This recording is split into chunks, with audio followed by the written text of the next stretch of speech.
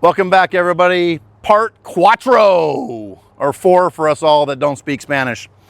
I want to talk about some of the common types of citrus that we plant. So grapefruit is one of those that we hardly plant at all anymore. I would say 1 out of 100 citrus trees we plant are grapefruit. The reason being is most doctors do not let people eat grapefruit. It interferes with a lot of medications. So if you have a lot of medications, grapefruit's probably not going to be for you. However, if you do want grapefruit, skip the ruby red grapefruit or the Rio red grapefruit. Those are both great.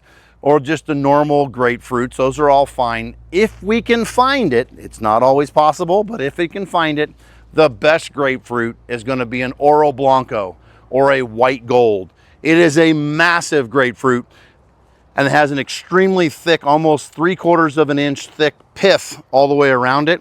The inside is so juicy. It is basically grapefruit flavored sugar water. Absolutely phenomenal. People that don't even like grapefruit generally like an Oro Blanco. They're hard to come by. If you can find them, sometimes we get them, sometimes we don't. But if you really want to look at grapefruit, that's where I would go. Next is we're going to go into lime trees. We really have 2 choices. Everybody thinks of them as a key lime. If you're in Florida, it's a key lime. If you're in Arizona, it's a Mexican lime. And that's that small little lime. We use them for margaritas and we use them for tacos. The other lime is a bear's lime. It is a juicing lime. It is much bigger and it's much longer. It's about 3 times the size of a regular Mexican lime, and that has a lot of juice. So if you want to make ceviche or you want to do some cooking with lime juice, that's what we would use. So those are the 2 in there. Lemons. All of the trees that are older that you see around town are generally Lisbon lemon. It was a tree that was produced and used much more back in the day, 20, 30, 40 years ago. Today, we usually use a Eureka lemon, very rare, 1 or 2 out of 100, for somebody that wants a strong lemon for like lemonade. They just want to drink lemonade. That's all they want, or lemon juice or lemon water. That's all they want. They're not going to cook with it or anything like that. That is a very, very strong, pungent, just punch you in the face. It's very, very strong. Eureka and Lisbon are very like that. The Lisbon is regular colored. The Eureka is pink fleshed. So it actually has a little bit of color to it. It's really cool.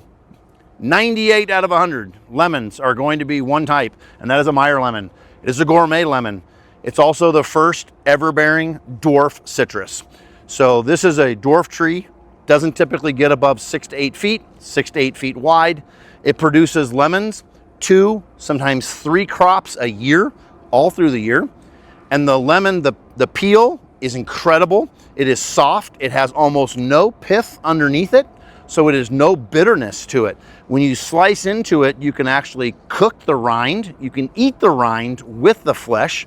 Great on grills. And then also you can candy them as well. So that is a very, very good one, and one that we use. The last one that we do a lot of is in oranges. We don't do regular orange like this is an Arizona sweet. We will do mandarins. That's the little ones you see in the store called little cuties. That's a clementine mandarin.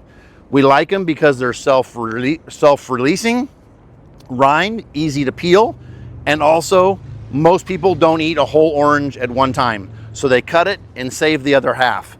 A mandarin, you pick one mandarin and then just eat the next one the next time, and so you don't have to save it for later. So that's what we do in here. So I think we just covered most of the citrus that we have.